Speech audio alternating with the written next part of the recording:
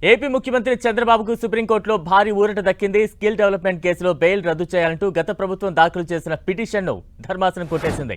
Chargesheet దాఖలు చేసినందున bail రద్దు పిటిషన్లో జోక్యం చేసుకోవాల్సిన అవసరం లేదని జస్టిస్ బేలా త్రివేది ధర్మాసనం అభిప్రాయపడింది.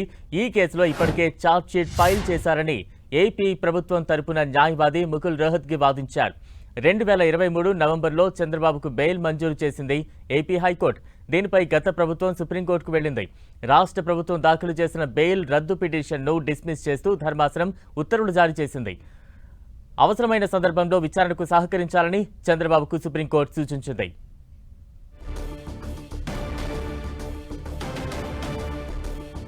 బ్రేకింగ్ న్యూస్ చూస్తూ ఉన్నాం.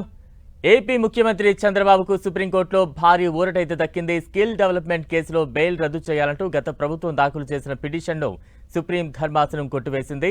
ఛార్జ్షీట్ దాఖలు చేసినందున బెయిల్ రద్దు పిటిషన్లో జోక్యం చేసుకోవాల్సిన అవసరం లేదంటూ జస్టిస్ బేలా త్రివేది ధర్మాసనం అభిప్రాయపడింది. దానికి సంబంధించిన బ్రేకింగ్ న్యూస్ చూస్తూ ఉన్నాం.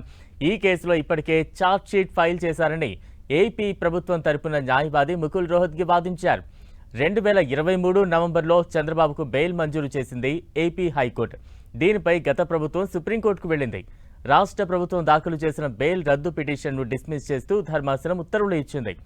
అవసరమైన సందర్భంలో విచారణకు సహకరించాలంటూ చంద్రబాబుకు సుప్రీంకోర్టు సూచించింది. సుప్రీంకోర్టులో చంద్రబాబుకు ఊరట దక్కింది. తాజా అప్డేట్స్ అందించేందుకు మా ప్రతినిధి గోపి సిద్ధంగా ఉన్నారు. గోపి,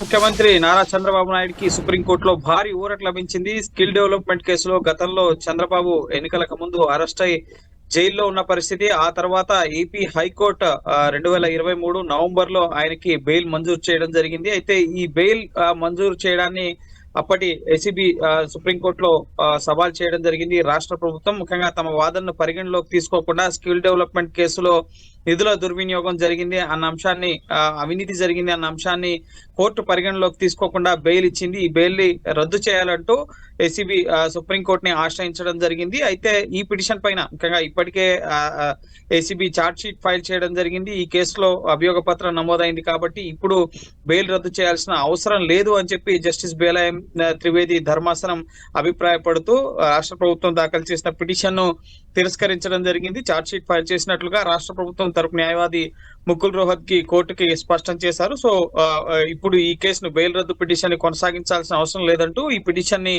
జస్టిస్ బేలా త్రివేది ధర్మాసనం తిరస్కరించడం జరిగింది. అలాగే స్వర్ణాంధ్ర పత్రికకు సంబంధించిన మరో విలేకరి బాలగంగాధర్ తిలక్ అనే విలేకరి కూడా ఒక ఇంటర్లొకేటరీ అప్లికేషన్ ను చంద్రబాబు బెయిల్ రద్దుకు సంబంధించి దాఖలు చేయడం జరిగింది.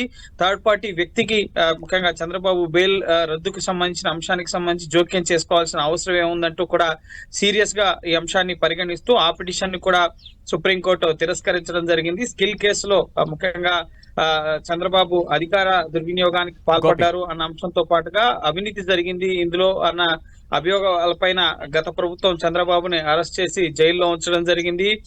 సుమారు 2 నెలల పాటు కూడా చంద్రబాబు జైల్లో గడిపిన పరిస్థితి. ఆ తర్వాత రాజకీయ పరిణామాలు ఏపీలో మారాయి. ఎన్నికల సందర్భంగా మళ్ళీ చంద్రబాబు అధికారంలోకి వచ్చారు. అయితే ఆ కేసు అనేది యథావిధిగా కొనసాగుతోంది. ఎందుకంటే ఒకసారి కేసు నమోదైన తర్వాత దాంట్లో విత్డ్రా చేసుకునే అవకాశం ఉండదు. సో ప్రస్తుతం ఆ కేసుకు సంబంధించి ఛార్జ్ షీట్ కూడా చంద్రబాబు పైన అభియోగ పత్రం కూడా నమోదైంది కాబట్టి కేసు దర్యాప్తుకు సహకరించాలని చెప్పి చంద్రబాబుకి supreme right. Thank you Gopi.